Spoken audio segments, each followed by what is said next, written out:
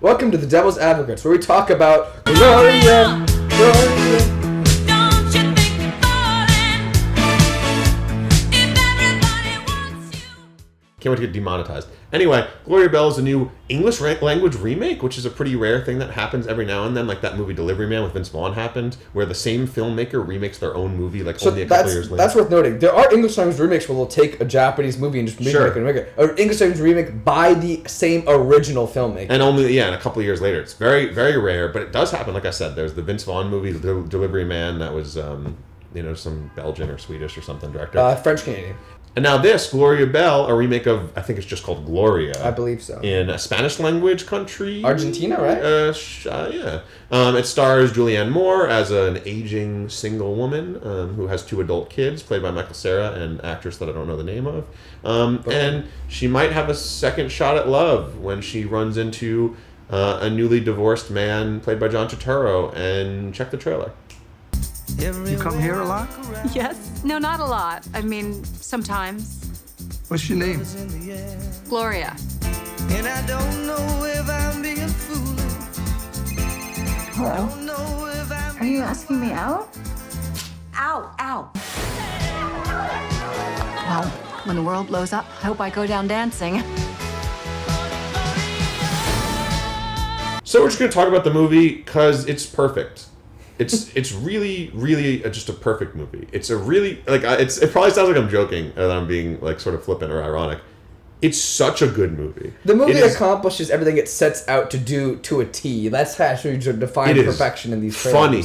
It is moving. It is surprising. It's emotionally resonant. It is joyful. It is well shot, well edited, well scored, well soundtracked.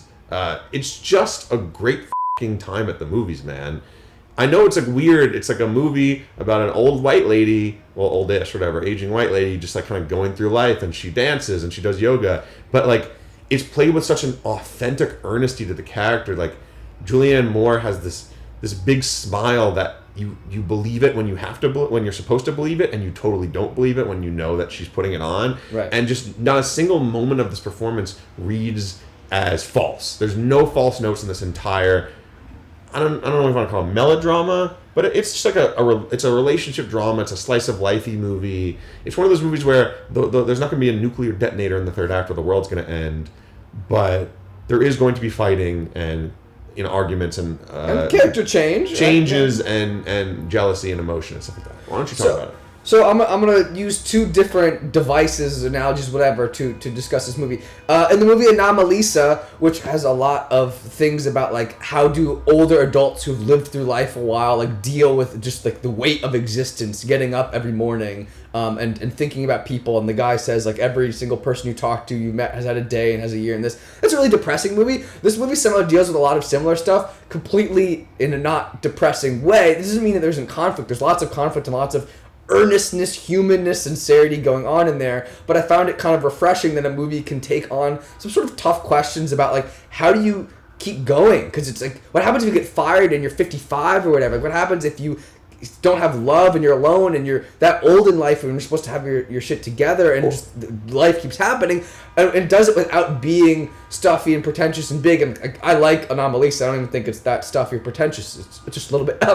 And then the second thing to note is that every now and then movies come out that are so brilliant and I love them and I tell certain people to see them and they don't even like them because they're it's too close to reality for them that they are oh, I didn't even what was so special about just seeing reality reflected back at me, which I happen to think is beautiful. I also do think that this movie is self-consciously funny enough and this and that it has value even for a person who would see it as being too real. But yeah, it goes so deep with these sort of small, really not subversive, I don't even know what the adjective you'd use, but subtle, extremely melancholic concepts of this idea of you build a family so you can have kids and you take care of them until they can take care of you. What if your kids don't ever take care of you and it's never going to happen? And how do you contend with that in different ways? And how everyone is so narcissistic and self-serving? And how does a character like Gloria, who's just trying to survive in the world, fit into that picture? Especially as an older woman you're just as the matriarch or the grandmother, even when your kids become mothers, you're just always supposed to be the anchor for everyone to bear their weight and their burden on you. And what if you have no one? There's just so much good parent stuff with this. Gloria's mother and her daughter and her granddaughter all sort of in the movie.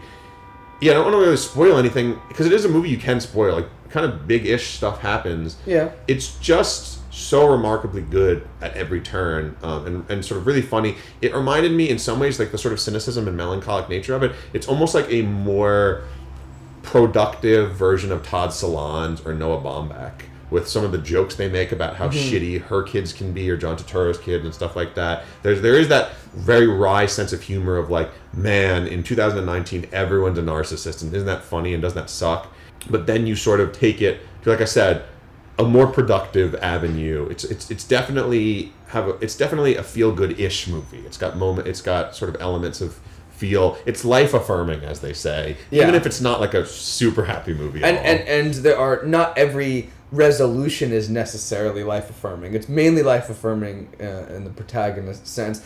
I think it's also interesting just to note, personally, the movie, like, weirdly, so much of it is about, like, just the power of, like, dance and experience and things like that, which personally resonates a lot, and maybe that's something that would not work for someone else. I think as much as I like this movie, I do have to admit part of the reason I like it is because it's true to me, which is partly because I think it's universal, and partly because maybe it is just something I vibe with. I don't know. It's crazy that since December, right? It's only March. December, January, February, March. It's been 3 months since December, in the middle of December.